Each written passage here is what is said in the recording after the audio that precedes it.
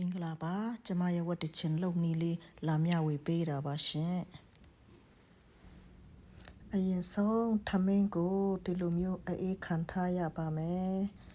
ဒီလိုလေးဆွပေးပြီးတော့အခဲတွေမဖြစ်အောင်ပေါ့နော်အေးခံထားရမယ်နော်အေးမှာပဲလုပ်လို့ရပါတယ်ရှင်ပူလို့ရှိရင်လုပ်လို့မရပါဘူးဒါကတော့ဝတ်တချင်လုပ်ဖို့ပါဝင်တဲ့ပစ္စည်းများဖြစ်ပါတယ်အေးခံထားတဲ့ထမင်းရဲ့ပြီးတော့ဝတ်တာကိုအစီထုတ်ပြီးတော့တကယ်အသားကိုနောက်ဆင်းပြီးမှ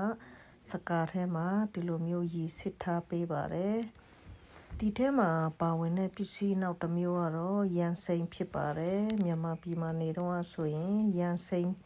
ထည့်ပြီးမှလုပ်တာဖြစ်ပါတယ်ဒီမှာတော့ရန်စိန်ရှာလို့မရတာနဲ့ကျမဒီနှမျိုးနဲ့လုပ်မယ်နော်ရန်စိန်ထည့်ရခြင်းရဲ့အကြောင်းရင်းကတော့သူ့အယောင်ပူနီးပြီးမှပိုတောက်တာပေါ့နော်တကယ်လို့မရှိဘူးဆိုရင်ထည့်စရာမလိုပါဘူးဒီနှမျိုးနဲ့လည်းလုပ်လို့ရတယ်ရှင်ဟုတ်ကဲ့ဒါဆိုရင်စနေလိုက်မယ်နော်အရင်ဆုံးထမင်းကိုအရင်နေပါမယ်ရှင်လက်အိတ်တော့မတုံးတော့ဘူးလက်ကိုစပ်ပြန်နဲ့တေချာလေးဆေးထားပါတယ်လက်အိတ်တုံးလို့ရှိရင်ခဏကျွတ်ကြလို့လေထမင်းကစီးတော့လက်အိတ်ဝတ်လို့ရှိရင်အဆင်မပြေဘူးထမင်းကိုလက်နဲ့နေပြီးတော့လုပ်မယ်နော်အရတာမုတ်စားအနေငယ်ထည့်ပါတယ်ဟုတ်ကဲ့ဒီလိုမျိုးအားရပါရနေမှအဆင်ပြေမှာမို့လက်အိတ်မတုံးရှင်လက်အိတ်တုံးရင်ခဏကျွတ်လို့ပါ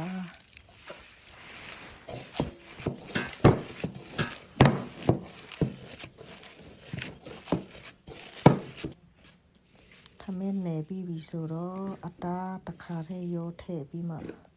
နေပါမယ်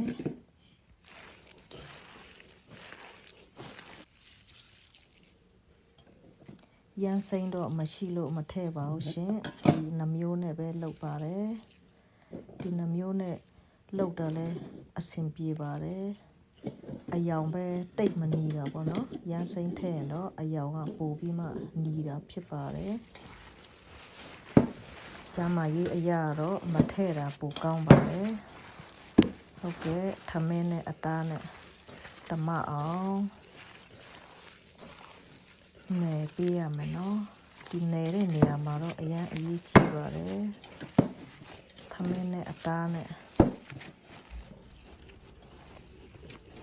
ဒီမှာတော်လေး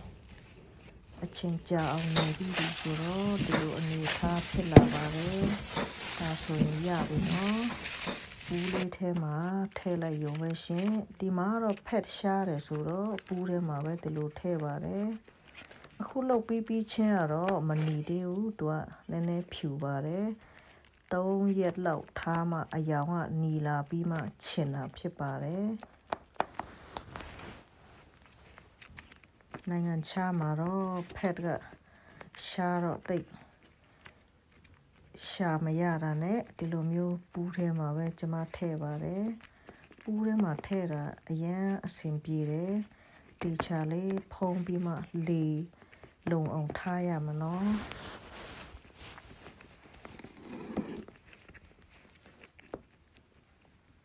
လေမခိုအောင်တေချာလေးဖိပေးပါတယ်ပြီးတော့ဝက်ခောက်ထည့်ပါမယ်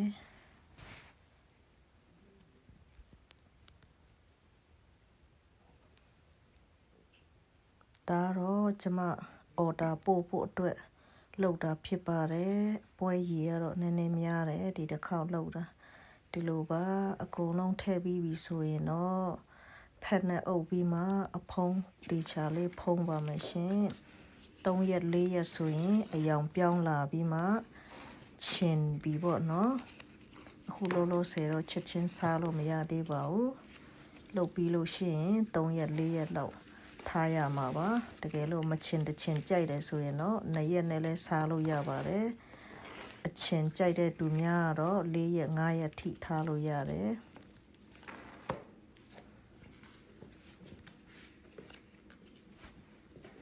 ဒ ဒါတော့ order ပို့ဖို့အတွက်ပါဒီချာလေးဖုံးပြီးရင်တော့ကျမဒီချာလေး plastic နဲ့လည်းပိတ်ပါတယ်ရှင်အထဲမှာလေမဝင်အောင်ကဲကျမလက်ရလေးကြိုက်နေတက်ရင်လိုက်လုပ်လို့ရတယ်နော်အားလုံးကျေးဇူးတင်တယ်